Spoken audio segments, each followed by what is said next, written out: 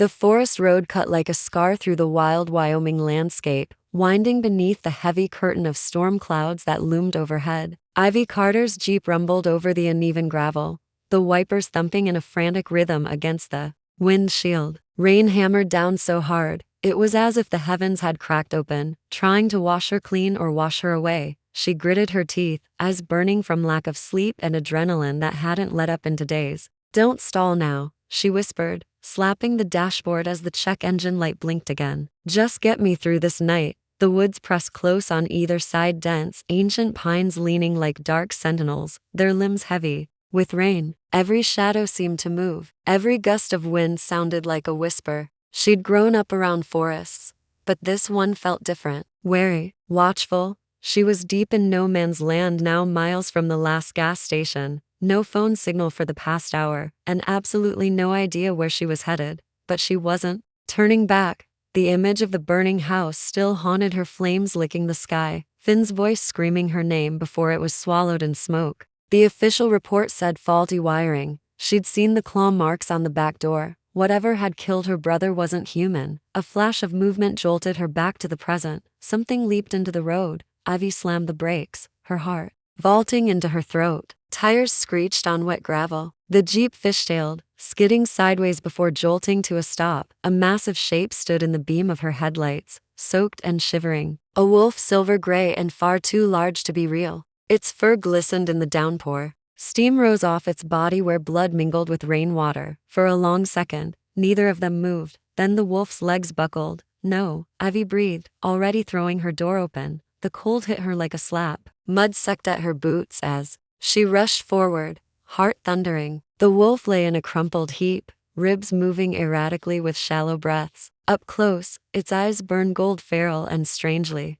familiar. Ivy hesitated, every instinct screaming at her to get back in the Jeep and drive, but something in those eyes, anguish, exhaustion, recognition, anchored her. "You're hurt," she murmured, crouching beside it. "What the hell did this to you?" Its flank was torn open, the gash too deep and clean to be from a fall. It looked like claws, big claws. She reached out slowly, palm trembling, and touched the soaked fur. It was hot, too hot, feverish. Suddenly, a low growl rumbled from its chest, but not at her. From the trees, multiple sets of glowing red eyes emerged. Ivy stood and spun around. 3 more wolves, each smaller but leaner and quicker than the silver one. Their fur gleamed obsidian under the lightning. No hesitation, no fear. Predators on the hunt. "Shit." The silver wolf let out a warning snarl. He tried to stand, failed.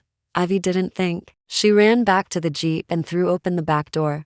"Move," she hissed, looping her arms under the wolf's chest. "Help me." He did, barely. With a painful groan, the creature heaved itself halfway into the car while Ivy shoved from the other end, finally getting the massive body into the back seat. Blood smeared the upholstery, but she didn't care. The first of the black wolves lunged from the tree line. She slammed the door and hit the gas. The Jeep roared forward, pelting down an unmarked trail she hadn't even noticed before. Trees blurred by on either side, branches slashing at the windows. In the rearview mirror, the wolves gave chase, quick, sleek shadows racing behind her. "I don't know what the hell you are," she panted, knuckles white on the steering wheel. "But you'd better not die back there." A full minute passed before she dared to look again. The black wolves were gone. The Jeep emerged into a small clearing overgrown with ferns and wildflowers, half swallowed by mist. Ivy pulled to a stop, engine sputtering. It was deathly quiet, except for the rain and her own ragged breath. She turned around and gasped. The wolf was gone.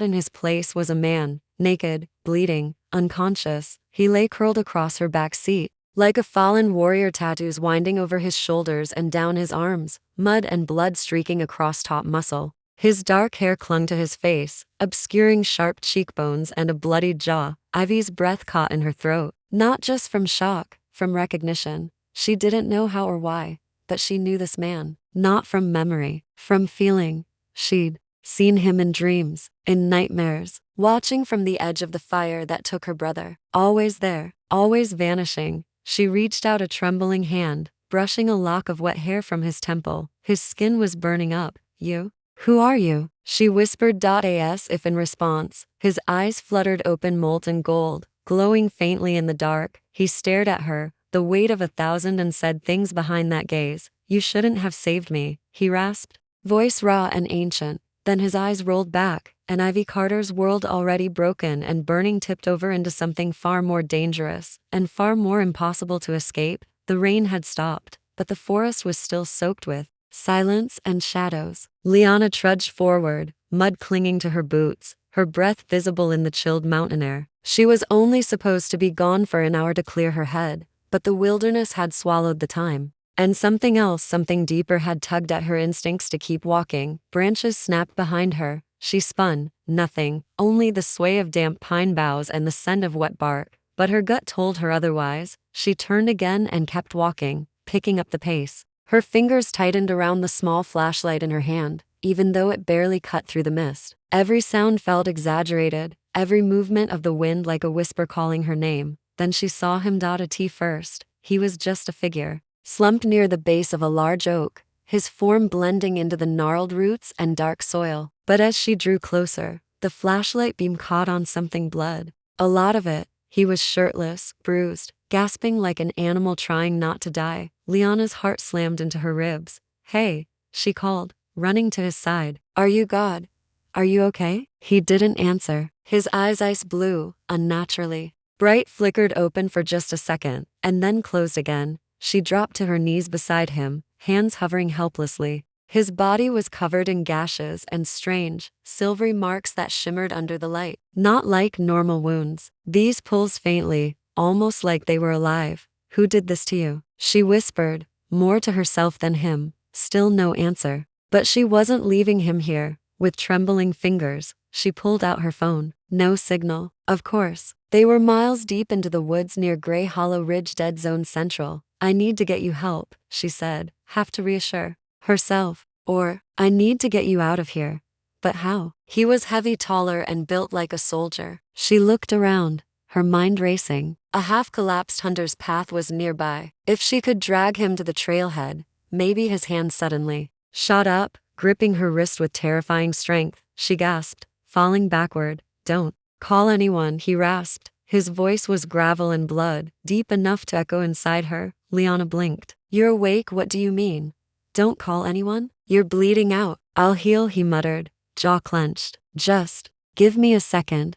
She stared. That's not how humans heal. His lips twitched at that something between a smirk and a wince. I'm not exactly human. The words hung in the air like fog. Liana's breath caught in her throat. Her instinct was to back away, to run. But something about him, his pain, the edge in his voice, the way he stared at her like he was used to being hunted, made her pause. What are you then? She asked softly, almost afraid of the answer. He didn't respond, but his gaze sharpened, locking with hers. That look, feral, raw, ancient, was not something a normal man wore. You shouldn't be here, he said finally, struggling to sit up. It's not safe for people like you. She narrowed her eyes. People like me? Innocent, he growled. Human, unmarked.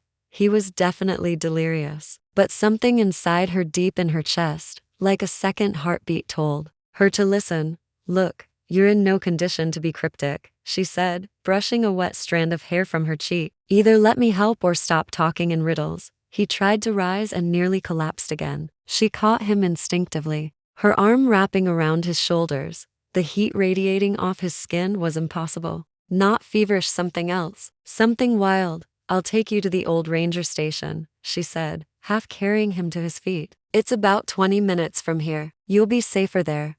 I'm not the one who needs safety. He muttered darkly. Yeah, she said, breathless under his weight. Then humor me. They walked slowly, her body aching under his weight dragging against her. But there was something surreal about it, as if their steps synced to some invisible rhythm, a pull she couldn't explain. She could feel his heartbeat, steady, strong, beastly, pounding through her like a second pulse. The ranger station was small and half abandoned, but it had blankets and a first aid kit. She set him down gently on the cot and turned to rummage through the dusty cabinet. When she turned back, he was watching her, eyes sharp now, less pained, more aware.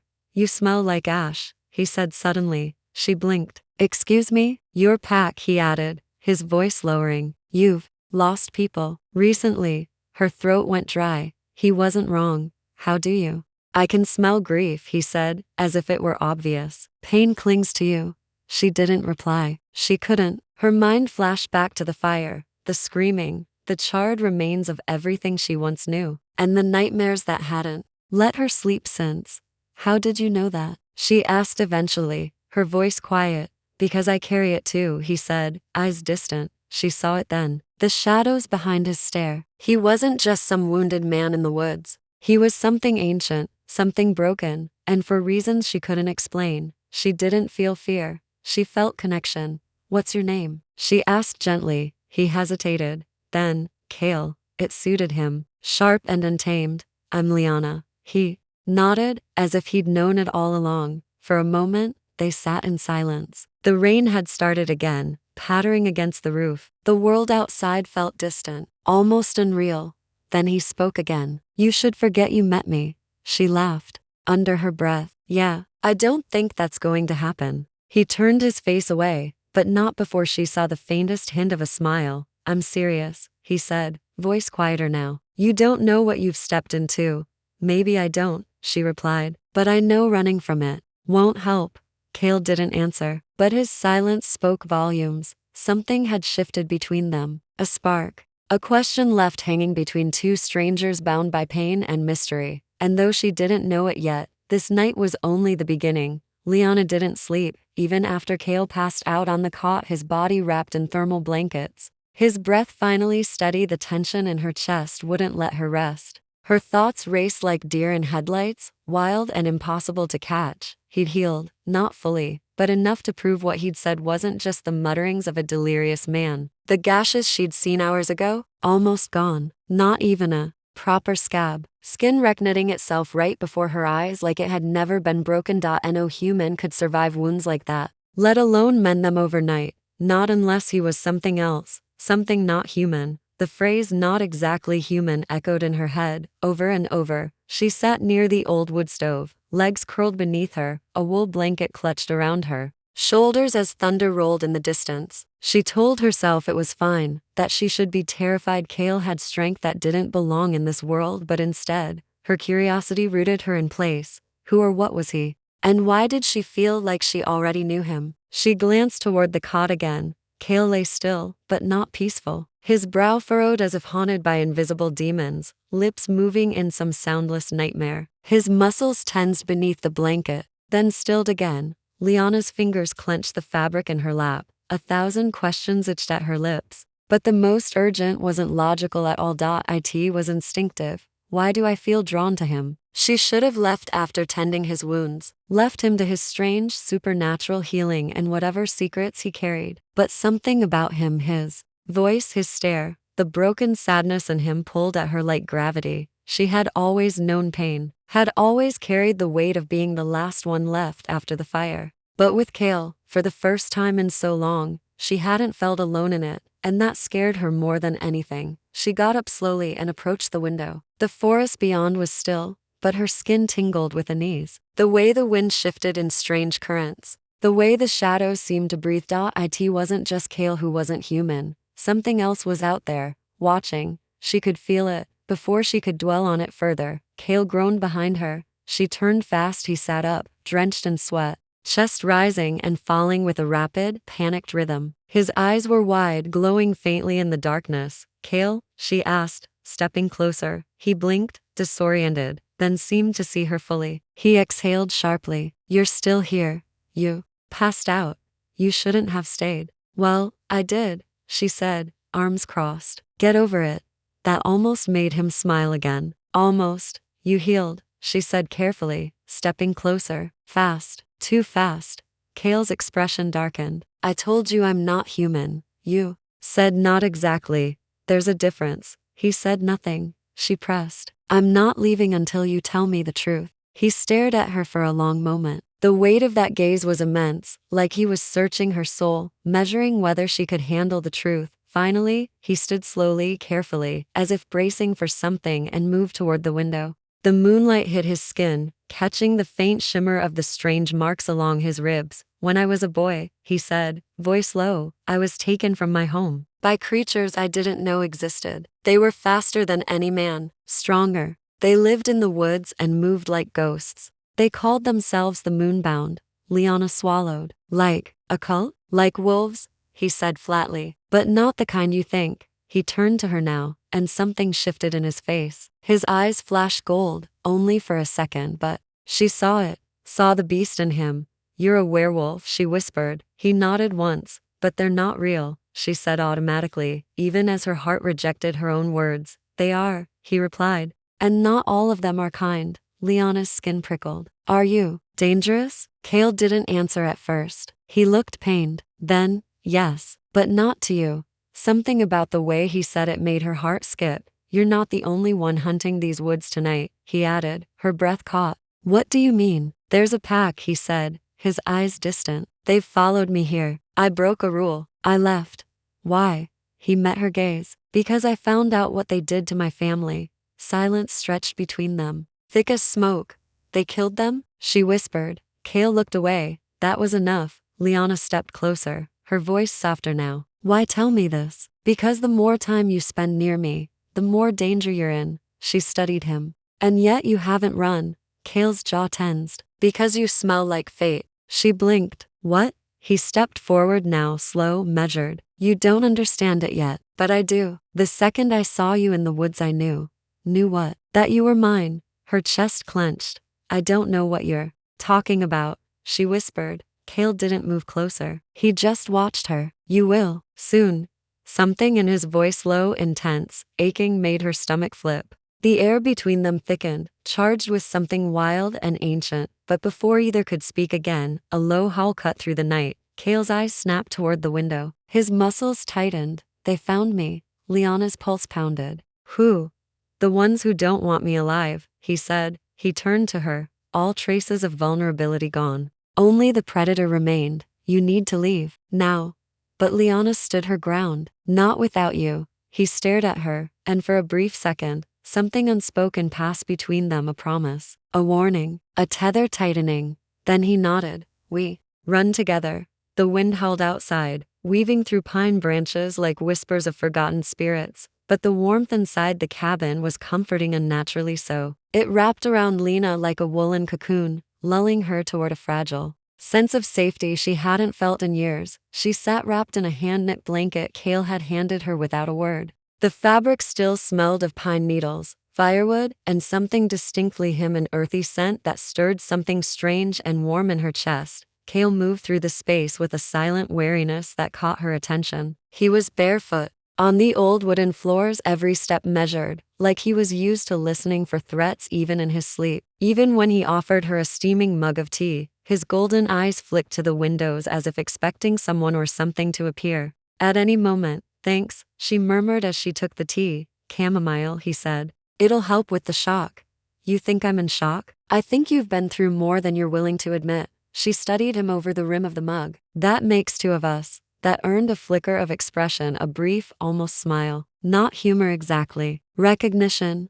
Lena lowered the cup. You've seen things too, haven't you? Kale didn't answer. Instead, he moved to the fireplace and threw another log on the low flames. Sparks leapt like tiny spirits. Shadows stretched long across the walls. Finally, he spoke. I've seen more than I wanted, and lost more than I deserved. The simplicity of his words hit her like a bruise. Her heart ached, both for him and for the way she saw herself in those words. I lost someone too, she said softly. My brother, last winter. Kale looked at her fully now, his expression unreadable. What happened? We were hiking near Glacier Ridge. A freak avalanche caught us off guard. Her throat tightened. I was buried.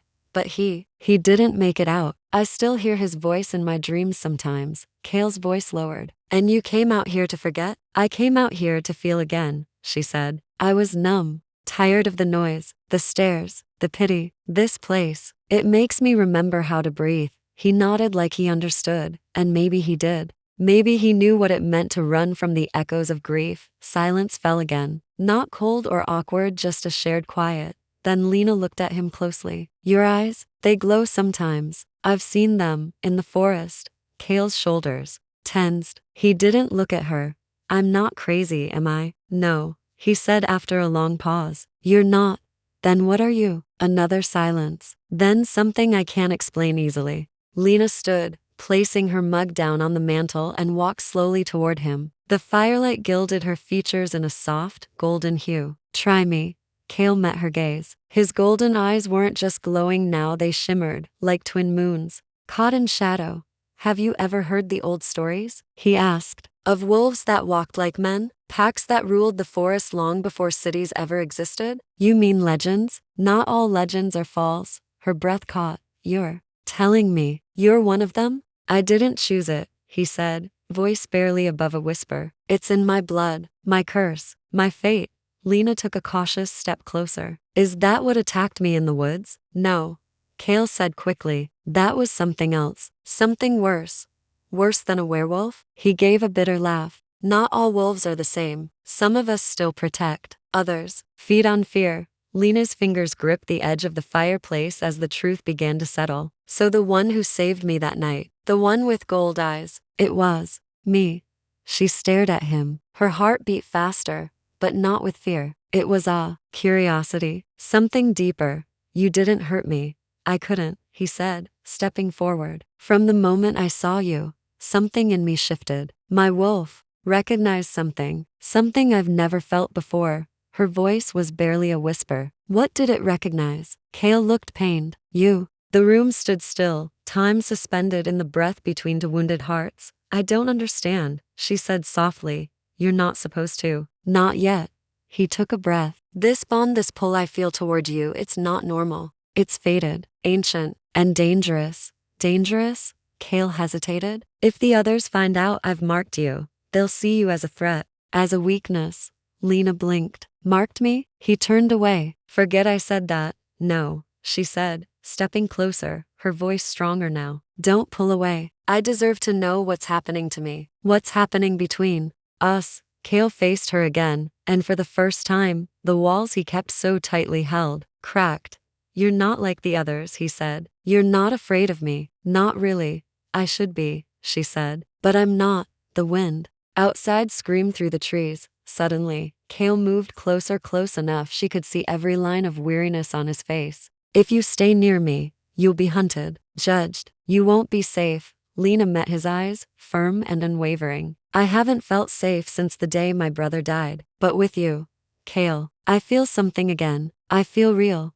Cale looked at her like she was something sacred, like he didn't know whether to run or fall to his knees, and then softly, reverently he said, You shouldn't trust me. I don't, she said, but I want to. He closed his eyes, as if her words were too much to bear, and maybe they were, but in the space between firelight and shadow, grief and hope, something new had begun, not love yet, but something raw, something real, trust. The sun didn't rise easily over the forest that morning. Instead, it bled into the sky, dim and red like a warning. The trees groaned in the wind, and every breath of cold air Lena inhaled tasted like something ancient watching her. Cale had stepped out early. She woke, alone in the cabin, wrapped in the blanket he'd left draped around her shoulders. The fire had burned down to a low smolder, but his scent still lingered in the room, earth, wild musk, and pine. She stood and moved to the small window. Mist clung low to the ground, winding between tree trunks like smoke. Something was off. Then, from the woods, a low howl echoed, not mournful, not natural. It was a warning. The door creaked open a second later, and Cale entered quickly, locking it behind him. His jaw was tight, and his bare arms were streaked with scratches, thin red lines healing as she watched. Lena stared. What happened? His eyes flicked to hers. You need to stay inside, no matter what you hear. Do you understand me? You're bleeding, it's not mine, he growled, pacing like a caged animal. They were watching the cabin. Too close, too soon. Who? Cale paused. My pack. A cold chill slid down Lena's spine. I thought you said they didn't know about me, she whispered. They shouldn't. He exhaled, running a hand through his tousled black hair. But the bond is visible to them now. They can smell it. They know I've claimed someone. She took a step toward him. Claimed? Cale's jaw clenched. When a wolf meets his fated mate, the bond forms whether we speak it aloud or not. We resist it, deny it, but the wolf always knows. And now, so do they. He turned away from her, fists tight at his sides. I never meant for you to be dragged into this, he murmured. You should have stayed away. But I didn't. Lena's voice was soft but unwavering. And neither did you. Kale's shoulders rose and fell with a deep breath, heavy with conflict. There's something else. I heard the Alpha is sending scouts. Not just to watch, to intervene. Lena's heartbeat spiked. Intervene how? He met her gaze finally, and in it, she saw a terrifying truth he hadn't spoken aloud yet. They'll try to take you, he said. To sever the bond. To punish me for breaking rank. You're part of them, she said slowly. But they're against you now. I was already on thin ice. I'm different from them. I question orders. I refuse to hunt humans or join in the old rites. My Alpha has tolerated me because I'm strong and loyal to the territory. But now, he shook his head. Fated mates outside the bloodlines are forbidden. Lena folded her arms, willing herself to stay calm. So, what do we do? Kale's jaw twitched. We survive. A long silence settled between them. Lena's mind raced with the implications. Her life had been complicated before, but now she was marked magically bound to a supernatural warrior whose own people wanted her erased. Then Kale walked to a drawer beneath the mantle and pulled out a strange, bone-carved dagger. This is Wolfsbane treated silver, he said quietly. Keep it on you. It'll slow a shifter down if they get too close. Don't hesitate to use it.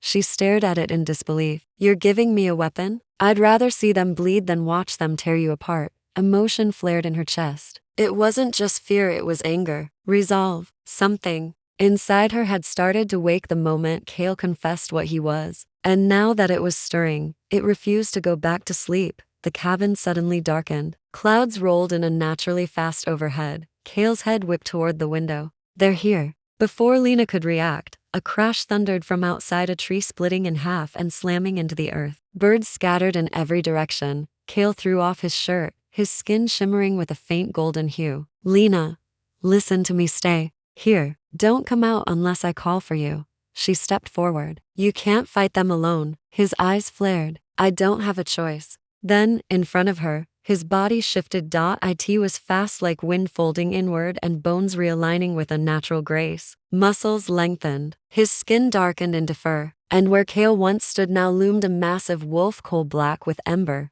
eyes, standing nearly to her chest. Her breath hitched. Despite everything, she wasn't afraid. She was awed. Kale turned and bounded through the door, shattering it off its hinges as he ran toward the trees. Seconds later, snarls and howls ripped through the forest. Lena grabbed the silver dagger and pressed herself to the wall. Each noise outside felt like it echoed inside her bones. Snap of teeth, clash of bodies, cries of rage and pain. Suddenly, something growled low outside the shattered doorway. Not Kale, another wolf, white-furred, with blood-red eyes, stalked forward, larger and leaner, saliva dripping from its snout. Lena lifted the dagger with trembling hands. Her back hit the fireplace. The wolf snarled, stepping inside, and then a blur of black fur slammed into it from the side, sending it crashing through the wall. Kale. He fought like nothing Lena had ever seen, feral, protective, ruthless. This wasn't just survival. This was war. She watched from behind the debris, unable to look away. Kale bit deep into the other wolf's flank, forcing it back into the clearing. A moment later, 3 more wolves leapt from the tree line. Kale was surrounded. Lena's heart pounded. She had to do something. She grabbed a smoldering branch from the fireplace, still hot with glowing embers, and ran outside, screaming. The wolves paused. Kale growled, bleeding heavily now, but still standing. She held up the burning stick and the silver dagger, eyes wild. Back off. For a moment, the wolves hesitated. Then another howl echoed from the ridge, deeper, commanding. The others retreated into the woods at once, leaving only blood, broken branches, and Kale panting on the ground. She ran to him, kneeling beside his enormous form. Kale, she whispered, tears brimming. His fur was slick with blood, his breath ragged. But his golden eyes met hers, and in them, she saw gratitude, and guilt, and a question he didn't know how to ask. How far would you go to stay by my side? She didn't answer with words. She reached out and laid a trembling hand on his fur. I'm not leaving you. The fire crackled weakly as Lena wrung out a blood-stained cloth. Kale lay on the makeshift bed, half covered in furs, his breath shallow but steady. His wounds had closed rapidly, as shifters usually did, but the sheer brutality of the fight had taken its toll. The other wolves hadn't returned, but the woods pulsed with uneasy silence. Every chirp, every rustle, seemed muted. As if the land itself was holding its breath, Lena glanced at the battered doorway, now barricaded with whatever furniture she could drag in front of it. It wouldn't hold if they truly wanted to come back, but for now they were safe. Cale stirred. Lena, his voice rasped, barely audible. She was at his side instantly. I'm here. You're okay. You scared the hell out of me. His eyes fluttered open. Didn't mean to. She let out a breath that caught between laughter and a sob. Of course you didn't. For a long moment, they just looked at each other. His golden eyes, still glowing faintly, held something deeper than pain. A weight, a truth he hadn't spoken yet. I need to tell you everything, he said. At last. Before it's too late, Lena nodded, gripping his hand tightly. Then tell me. He swallowed hard. You already know I'm not like the others in my pack, but you don't know why. She leaned in closer, heart pounding. The air in the cabin shifted thicker, denser with some ancient gravity, as if the story he was about to tell didn't just matter to them, but to something far older. Cale looked into the fire. We're not born. We're made. Lena blinked. What? Our kind shifters, we weren't always wolves. The original bloodline came from a curse, a pact struck in desperation, centuries ago. My ancestors, they were humans, farmers, nomads, starving and hunted in a war they couldn't win. Until one of them, Edric, prayed to the old gods. Lena listened, spellbound. They answered. Cale continued. But not the gods of light. Edric called out to the moonshade, a primal spirit bound to night, beasts, and vengeance. She offered them power, feral strength, unmatched speed, the ability to become something more than human. In return, their blood would be hers forever. No peace, no rest, only the hunt. A shiver crawled down Lena's spine. They became wolves. Cale's voice lowered, but the deal twisted their minds. The more blood they spilled, the more they forgot who they'd been. The moonshade didn't just give them power, she fed off their rage, their grief. That's why shifter packs follow strict rituals, hierarchies. It's not tradition, it's control. To keep the madness at bay. He paused, eyes haunted. But some embrace it. Lena understood instantly. You're alpha. Cale nodded. He's descended from the line of Edric directly, pure-blooded, untouched by human softness. He believes in the old ways, that the pack should serve the moonshade fully, hunt without mercy, mate only within the bloodline. And he saw me as contaminated. She stared. Because you still remember who you were. Because I still remember what it means to be human. His voice broke slightly, and Lena reached for him again. That's not contamination, Cale. That's strength. He squeezed her hand. He's been trying to break me for years, sending me to do the worst tasks, pushing me to slaughter those who disobey. I refused. I thought he would exile me, maybe even kill me. But then, you happened. She swallowed hard. Me? You're the moonshade's contradiction. Cale said. She gave us bloodlust. You gave me peace. Since the moment I met you, the madness in my head, the one every wolf fights, it's been quiet. Lena felt heat in her chest, not just attraction or fear, something older, deeper.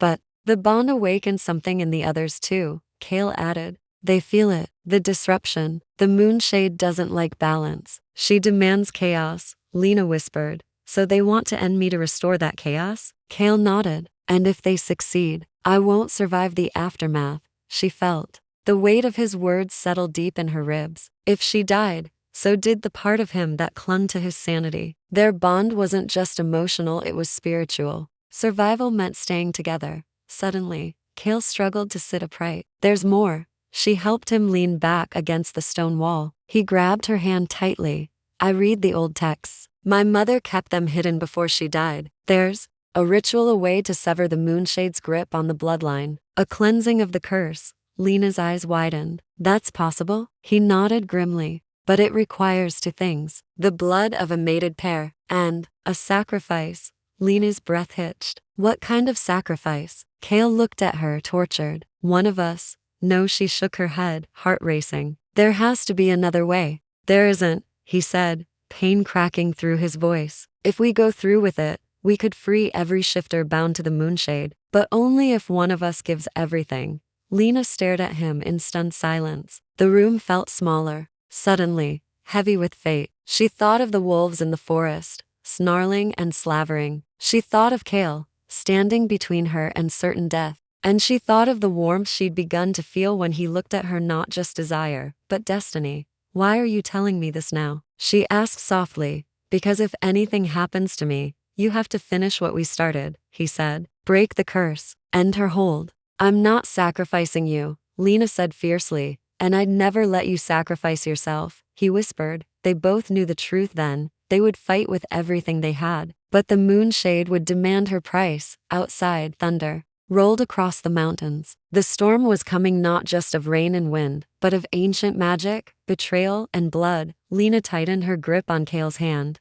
"Then let's prepare," she said. "Because I'm not running. Not anymore." And in Kale's eyes, something shifted. Hope. The wind howled outside the cabin like a chorus of wolves crying into the night. Moonlight filtered through the high treetops, silvering the snow-laced clearing. Inside, Lena stared at the torn pages Kale had laid out on the table, each one stained with ash, blood, or time. "These are from your mother's journals?" she asked softly, running her fingers over the parchment. Kale nodded, his jaw tight. "She was a historian for the pack before she refused the Alpha's command and disappeared. Everyone said she died in exile, but now I wonder if she found something the pack wanted buried." Lena looked up at him. "Like how to break the curse, or the truth about the moonshade," he replied, voice low. "We were never supposed to live this long under her shadow." Something twisted over the generations. The bond between shifter and spirit became a prison. Lena took a shaky breath.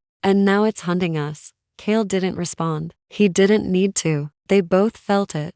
The shift in the air. The pull of something darker, older than either of them. The moon was rising. Outside, the forest stirred. It began with a scent iron and moss. Then came the footsteps. Not hurried or panicked, but methodical, deliberate. Kale was on his feet instantly, still not fully healed but moving with practiced precision. Lena followed, gripping the silver-edged blade he'd given her earlier. "They're not just wolves," he murmured, eyes scanning the tree line. "They're hunters now, moonbound. She's possessed them." A sudden howl cut through the air, sharp, warping unnaturally into a sound that wasn't entirely lupine. Lena flinched. "What was that?" Kale's voice dropped. "That wasn't one of my pack." A shape emerged from the trees, 7 feet tall, cloaked in shadow. Its fur shimmered like oil under moonlight, shifting unnaturally as it moved. Red eyes locked onto Lena.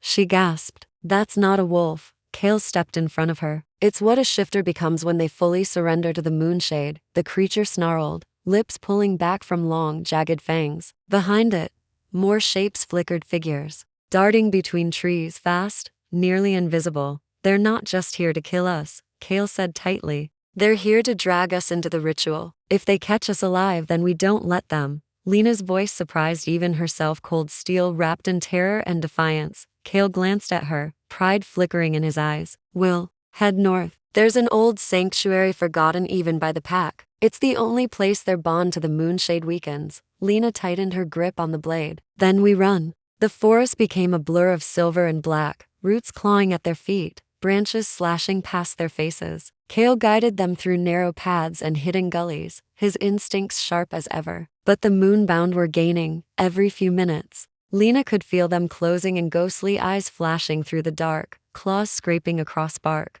Once, she heard a whispered voice in her mind.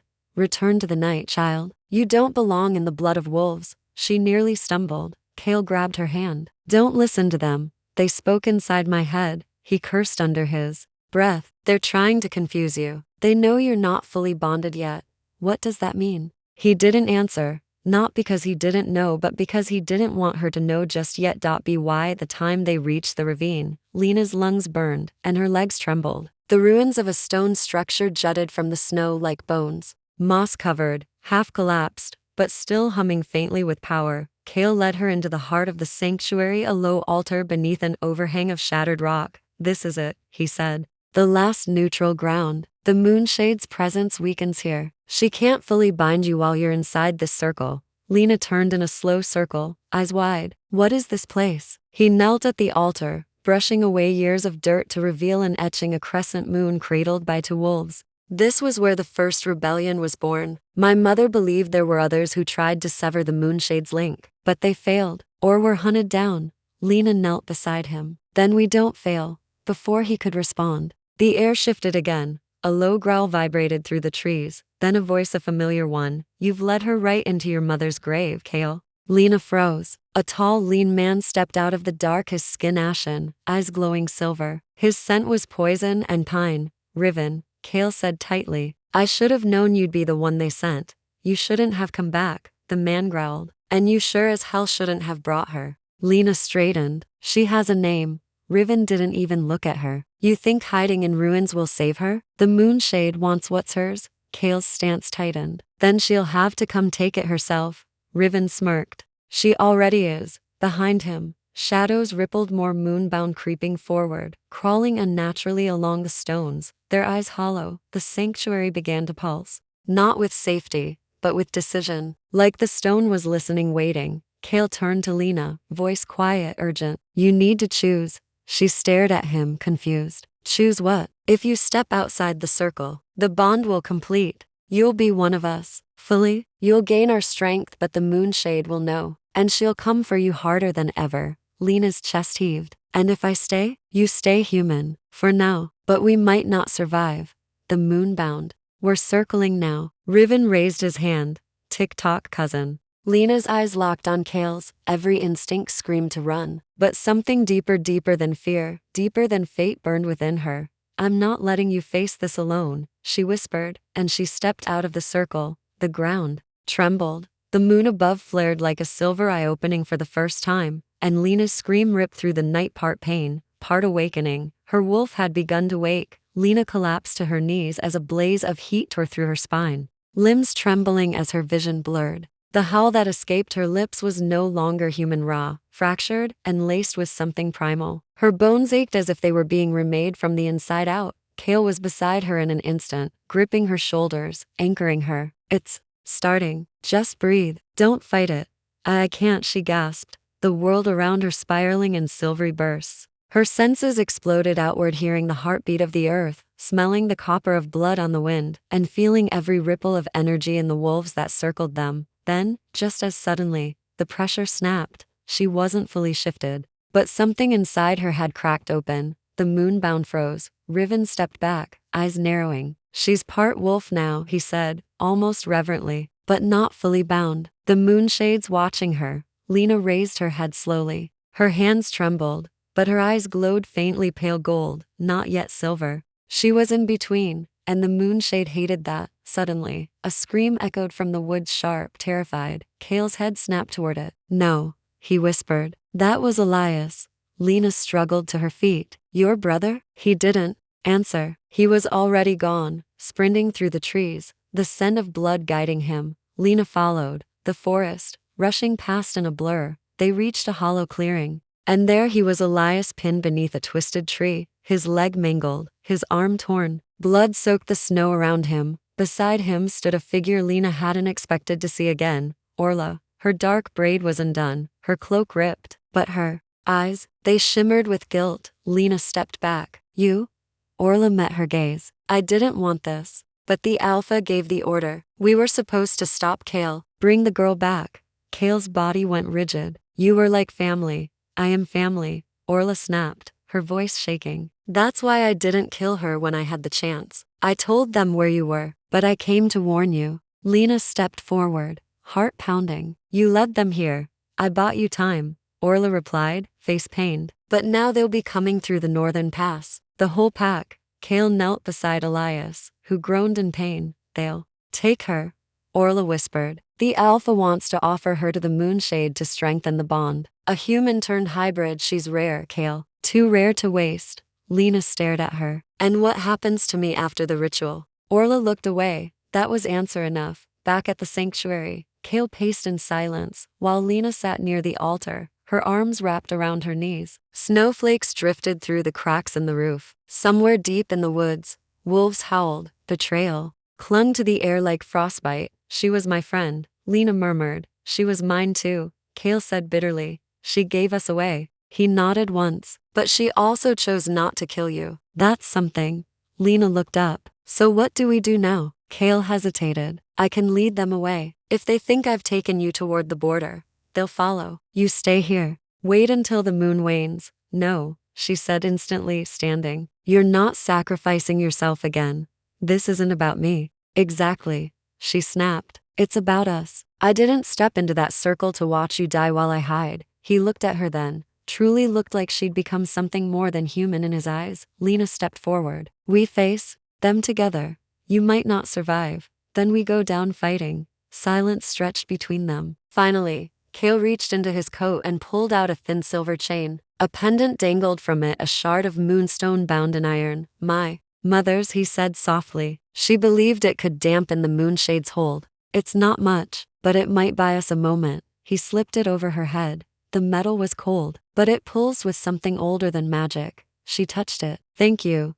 Then, before either of them could change their minds, they moved. By the time the pack arrived, Lena and Cale were already in position near the cliff's edge, overlooking the broken forest valley. Figures poured from the trees, dozens of them. All shifters. Some shifted fully, fur bristling, fangs bared. Others remained in hybrid form, monstrous and elegant. At the front stood the alpha, gray-furred, eyes like glass. Power radiated from him in cold waves. Cale, he growled, you've broken every law of the blood. You turned your back on your mate bond. You aided a human, and you woke the moonshade. Cale stood firm. She woke herself. We just stopped pretending. The alpha sneered. Step aside. Give us the girl.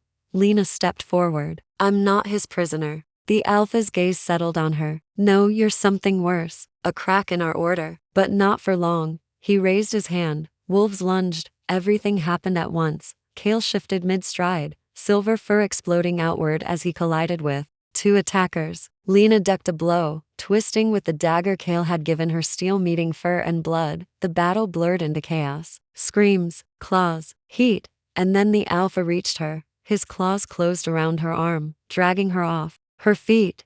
You were born to serve the moon, he snarled. You don't belong to him. Lena met his gaze. I don't belong to you either. She drove the moonstone pendant into his chest. A scream erupted, not just from the alpha but from the forest itself. The moon flickered, something cracked, and Lena felt it, that ancient thread tying her to the moonshade snap. The alpha collapsed. The rest of the pack froze. Then Cale was at her side, bloodied but alive, his chest heaving. You broke it, he whispered. Lena looked down at her shaking hands. I think I just did. The snow fell softly in the aftermath of battle. The moon hung low, pale and watchful, as if stunned by what had just transpired. Around the broken clearing, bodies lay still, some shifting back into human form, others left as shadows of wolves. The alpha was gone, consumed by the magic he'd tried to control. The rest of the pack stood silent, dazed, leaderless. Lena knelt in the snow, breath coming in short, uneven gasps. Her arm was bloodied where the alpha had grabbed her, but her eyes were clear, unshakably clear. Cale moved toward her, staggering slightly. His silver coat shimmered under the moonlight before receding, bones cracking as he shifted back into his human form. Naked, battered, and beautiful in a way that stole her breath, Cale barely paused before kneeling beside her. You're hurt, he whispered, brushing her hair from her face. I'm fine. Her voice trembled. Are you? He didn't answer. He was just staring at her like he wasn't quite sure she was real. Then slowly, he reached forward and pressed his forehead to hers. The world stilled. You shouldn't have done that, he murmured. You could have died. You would have died without me. He flinched at that, eyes closing. You don't understand. That was the moonshade's claim on you. The mark. When you stabbed him with the moonstone, you severed it. I know, she whispered. I felt it break. You're not tied to the magic anymore. You're not bound to me anymore. Lena pulled back, stunned. What? Cale's voice was tight. That tether, the fate bond, it wasn't just desire or instinct. It was the moonshade pulling you into our world. You were never given a choice. And now? He swallowed. Now you're free. Lena stared at him, heart twisting. He was giving her a way out. And no more blood. No more monsters. No more haunted woods or sacred altars. She could walk away, go back to her life, pretend none of this ever happened. And yet, I don't want to be free from you, she whispered. Even if the bond's gone, even if fate isn't pulling me toward you anymore, I still want you. Cale froze. The wind rushed between them, stirring his dark hair. His eyes were wide, raw, as if her words had cut deeper than any claw. You, what? She reached for him, fingers curling around his wrist. I felt everything, she said. Even when the bond was fake, I felt the real you underneath it. I saw your pain, your loyalty, your fear. I didn't fall for the magic, Kale. I fell for you. His throat worked. You don't know what you're saying. I do. You saw what I am, and I still came back. His voice broke. But my pack, my past, it's poison. Everyone who gets close to me ends up broken. She leaned closer, voice soft. Then let's be broken together. Silence. Then Kale's hands closed around her arms, pulling her into his chest. She felt his heartbeat like a war drum against her ribs. His lips brushed her temple. I've never wanted anything more than I want you. Then stop pushing me away. And finally, he kissed her. It wasn't desperate. It wasn't magic driven. It was slow, reverent, a promise, a surrender. Her hands tangled in his hair, his arms locked around her waist. They were no longer alpha and outsider, no longer protector and curse, just man and woman, just two broken people, choosing each other. Later, as the sky turned silver with the approach of dawn, Lena sat beside the crackling fire Kale had built in the ruins of the sanctuary. The others, the remnants of the moonbound pack, kept their distance. Some mourned, others simply watched, uncertain what came next. The power that had ruled them for so long was gone, and with it, their fear. Kale approached from the shadows, a fresh bandage wrapped around his ribs. He sat beside her silently for a long time. Then he spoke. They'll want a new alpha. She glanced at him. You? He shook his head. No, I broke too many laws. Betrayed to many of them. I don't deserve it. But they trust you. They fear me. They followed you here. They fought beside you. He didn't respond. She touched his hand. And if they don't want you as alpha, will you stay anyway? Kale turned to her, eyes soft. Will you? I don't know what I am now, she admitted. I'm not fully human, not fully wolf. I don't belong anywhere. You belong with me. 3 simple words, not a command, not a bond, a truth. Lena smiled faintly. Then I guess I'm staying. Kale exhaled, as if he'd been holding his breath for years. The fire crackled between them, warm and safe. For the first time since the stormy night they'd met, there were no lies between them. No magic pulling strings, no gods whispering fates, just choice. And in that fragile space, something unspoken settled in. Love, real, quiet, human love. As dawn broke over the mountains, painting the snow in hues of gold and amber, the pack began to stir. The tension eased. A new day was rising, and with it, a new era. But Lena didn't look toward the horizon. She looked at Kale, and he looked back at her like she was the only future he needed. The fire crackled low in the stone hearth, casting long shadows against the wooden cabin walls. Raylene sat curled up in one of the wool blankets Damon had wrapped her in earlier, her gaze fixed on the dancing flames. Outside, the wind howled like a warning, or maybe a plea. Inside, silence settled thick between them, and spoken truths suspended like frost in the air. Damon stood a few feet away, arms crossed tightly over his chest, his posture taut. His wolf lingered just beneath his skin, restless and agitated. The events of the night, the confrontation in the moonbound ruins, the near-death escape, and the haunting prophecy whispered through the old blood markings had unraveled something deep in both of them. And now, the space between them buzzed. With too many words neither knew how to speak, Raylene's voice broke the quiet. You would have died for me tonight. Damon's gaze met hers, dark, intense. Without hesitation, the simplicity of his answer sent a rush through her chest, tightening around her ribs like a corset of emotion. He stepped forward slowly, as if afraid one wrong move would send her retreating again. But she didn't move. She couldn't, not when her soul screamed for him. I've spent my whole life thinking I wasn't enough, Raylene said, fingers tightening around the blanket. Not strong enough for my parents, not useful enough for my old alpha, not worthy enough for a mate. Damon knelt in front of her, eye level now. The heat from his body licked across her skin, but it was his presence, solid, protective, that made her heart thud painfully. You are more than enough, Ray, he said, using her nickname like a vow. You are the only reason I can breathe some days. A soft whimper rose in her throat, her wolf responding to his. His words were heavy with truth, not flattery. That was the difference with Damon. He didn't try to woo her with charm or force her to fit into his world. He met her in her brokenness and still chose her. I don't know how to do this, she whispered. Be someone's mate, belong to a pack that hates me. His expression hardened at the mention of the pack. They don't matter, not anymore.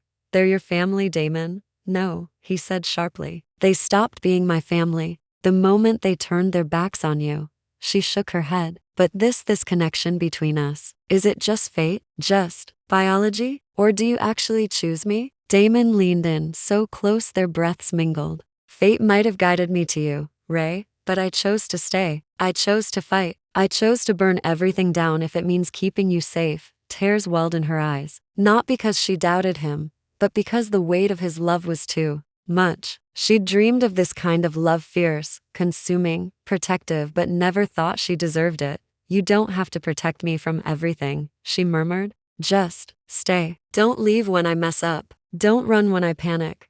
I won't, he promised. Even when you push me away, even when you scream at the moon and cry until your voice breaks, I'll still be here, every time.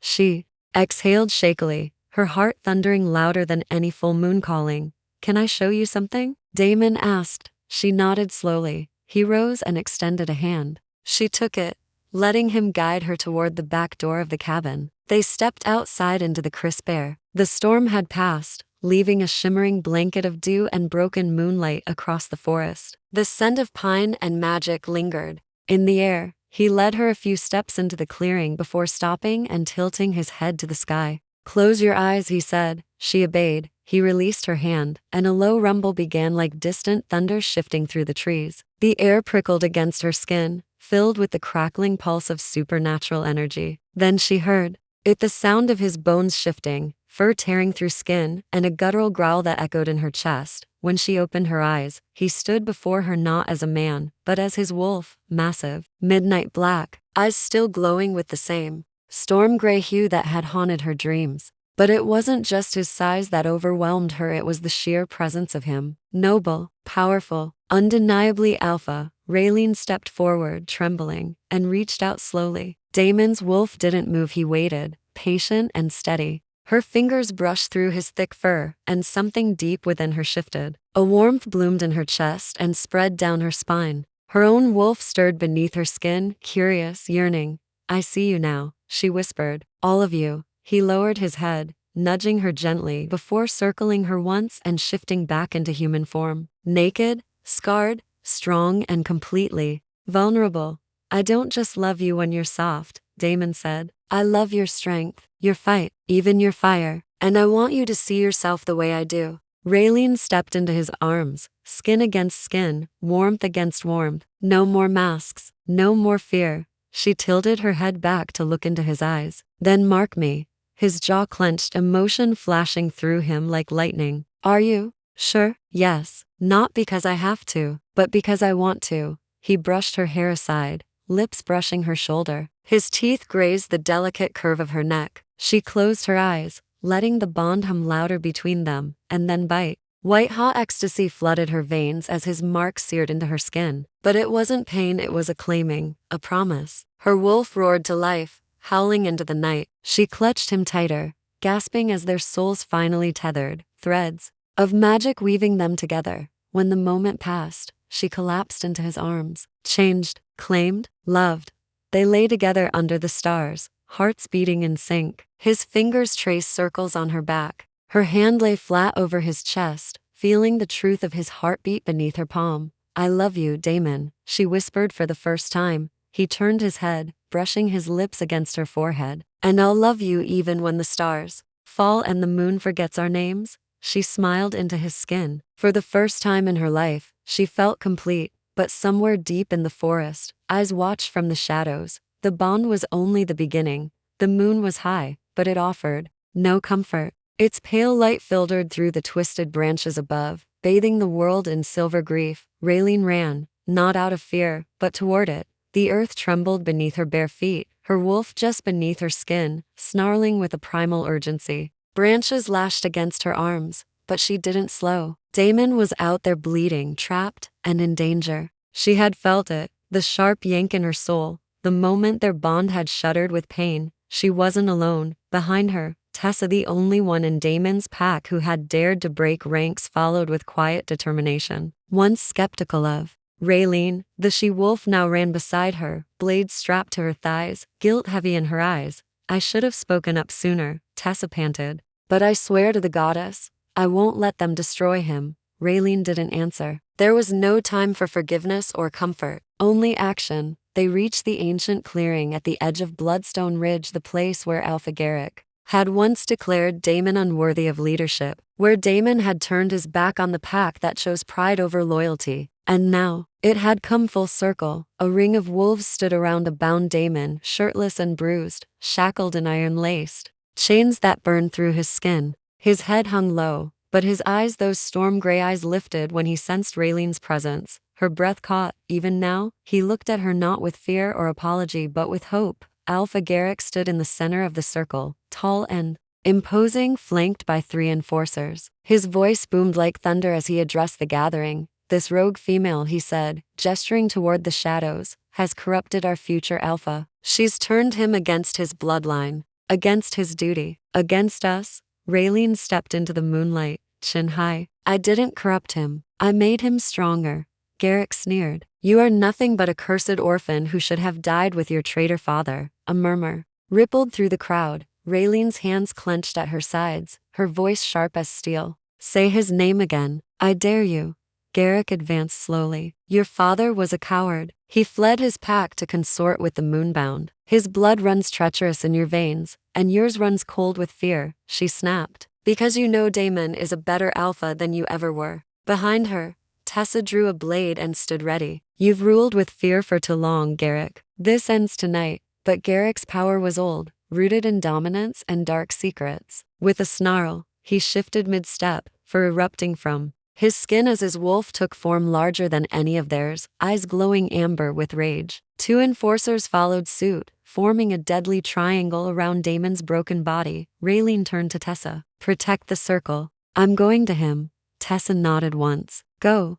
Raylene shifted. The transformation tore through her like fire and starlight. Her wolf, silver gray with streaks of moon gold, leapt forward, graceful and unyielding. She darted into the circle. Before the wolves could react, placing herself between Damon and his father, Garrick lunged. She met him midair, teeth clashing in a burst of fury and sparks. Pain seared through her side as his claws raked across her ribs, but she didn't fall. She bit down hard, drawing blood. Garrick roared, stumbling back. Damon, struggling to rise, yelled hoarsely, "Ray, don't." But she was already moving again. Not to fight, but to free him. Using her wolf's strength, she bit through the iron chain that bound his wrist, ignoring the sizzling burn against her tongue. Damon finally broke free, barely able to stand, but alive. His wolf shimmered beneath his skin, and then, with a crack of bone and flash of light, he shifted. The crowd gasped. Damon's wolf form had changed. No longer just dark and formidable, it now carried streaks of silver down his shoulders and eyes that burned brighter than ever before. The mark of a true Alpha awakened by love and sacrifice. He leapt into the fray. Father and son collided like titans, snarls shaking the forest.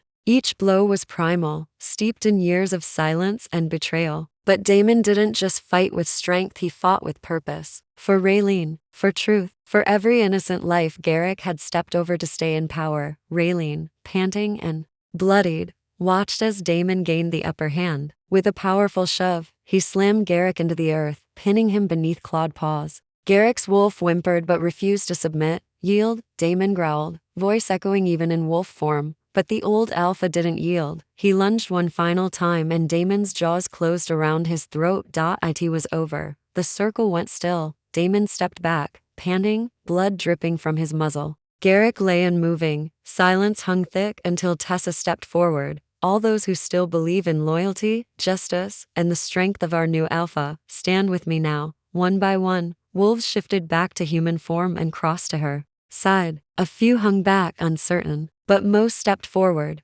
Raylene shifted too, breath ragged, body bruised but alive. Damon walked toward her, still naked and wounded, but radiant in the glow of leadership. He reached for her, and she fell into his arms without hesitation. "You came for me," he whispered. "I'd come through fire," she said, "and I'd do it again." The crowd watched as he placed a hand over her heart. "This is your Luna," he said, voice steady. "Anyone who doesn't stand with her, doesn't stand with me." No one moved. Then slowly, Tessa dropped to one knee. Others followed, until Raylene stood in the center of a bowed circle, not as a rogue, not as a cursed orphan, but as the chosen, the Luna. Damon kissed her temple, voice cracking. You saved me.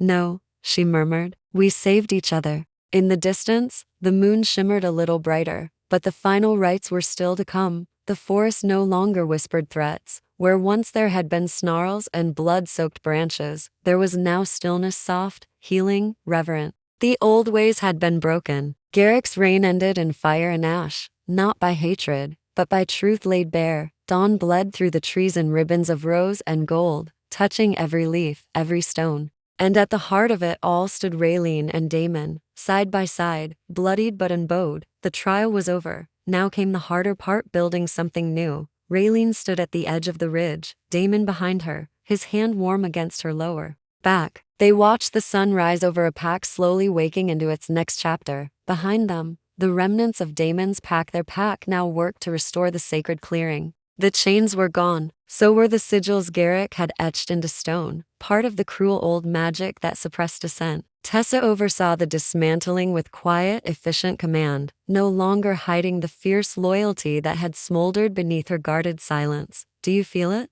Damon asked quietly. Raylene turned slightly. Feel what? He leaned in, nose brushing her cheek. The bond, not just between us, but this place. It's healing. She nodded. It'll take time. So will they, he murmured, watching. The others, some are still afraid. Of change. Of me. Raylene reached up and cupped his cheek, gently guiding him to look at her. They'll see. You didn't fight to rule them. You fought to save them. That kind of truth doesn't stay hidden long. He closed his eyes under her touch, soaking in her scent, her warmth, her steadiness. I want them to love you, he whispered. Not just accept you because I do. I want them to see you as I do.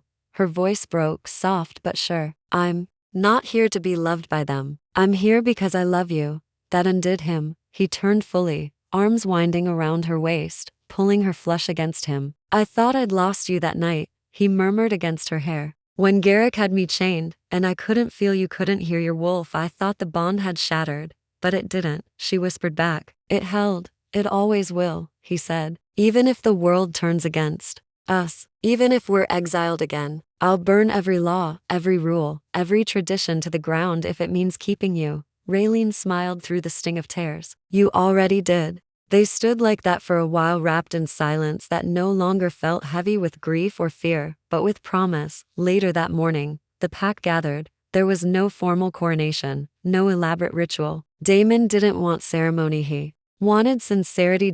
So they stood in the center of the forest, wolves and humans side by side. Damon faced them not as a conquering alpha, but as a leader reborn. Raylene stood beside him, lunaed by presence and power, her head high, her gaze unwavering. Tessa stepped forward and spoke first. We once followed a man who led by fear. We were taught that strength meant silence, that obedience was loyalty. But that wasn't strength, that was survival. Damon showed us something better. Raylene reminded us of what we'd forgotten. That true power comes from love, from sacrifice, from protecting what's right, not just what's old. She turned to Raylene. You were the outsider, the orphan, the girl with no name but your father's. And yet, you came back for us. You bled for us. That's more than most of us ever did for each other. Then she knelt. One by one, the pack followed. Not out of duty, but devotion. Raylene's throat tightened. She felt her wolf stir beneath her skin, not snarling, not wary but calm. Whole, seen. Damon reached for her hand, squeezing it once. They see you now, he whispered. As I always did. In the weeks that followed, the ridge began to change. The training fields once used to break disobedient wolves became centers for learning. Wolves taught cubs and elders alike how to strengthen their bonds without cruelty. The sacred glade was restored, its old moonbound runes repainted, not erased. For the first time in decades, the old magic and the new bloodlines coexisted. Raylene worked alongside the others, not as queen or savior, but as one of them. She helped plant herbs in the healer's garden. She stood vigil over patrols. She sang with the children during full moons, her voice a lullaby echoing through the trees. But some nights, when the wind was quiet, she wandered beyond the borders. The place where her father had fallen. Damon found her there one evening, crouched beside the ancient stone where her father's name had finally been carved. Micah, son of the moonbound. You miss him, Damon said. I never got to know him. But I carry him. Damon knelt beside her. You carry his courage, his fire, but you're more than that. You're your own story now. She looked at him. And you? He smiled. I'm still writing mine, but I want every chapter to have you in it. She leaned against him. Then we start a new one. They stayed until the moon rose fully, casting silver across the clearing. And in that quiet, something inside Raylene softened finally, completely. The burden of loneliness lifted. The ache of exile faded. In its place bloomed something powerful. Belonging. The final night of the season, the pack gathered once more, this time for joy, not war. There was music, firelight, laughter that didn't tremble with uncertainty. Wolves danced under the stars. Children howled playfully, and elders told stories without fear of punishment. Raylene stood at the center, adorned in a flowing gray shawl embroidered with silver runes' moonbound markings. Damon, barefoot and proud, took her hand and pulled her into the circle. You've made them whole again, he said. She touched his chest. We did. Then he leaned in forehead to forehead and whispered the words neither of them had ever dared say aloud until now. I love you. She smiled. I loved you even when I hated you. They kissed, and the whole world seemed to exhale. The pack howled in celebration, a sound not of submission, but of unity. For the first time in decades, the ridge sang not of sorrow, but of hope. Raylene tilted her head to the stars. Do you hear that? She whispered. Damon nodded. It's the sound of the future, and somewhere far above, the moon full and gleaming blessed their union with light so pure it lit the forest. In silver flame, they had survived, they had healed, and now, they would lead.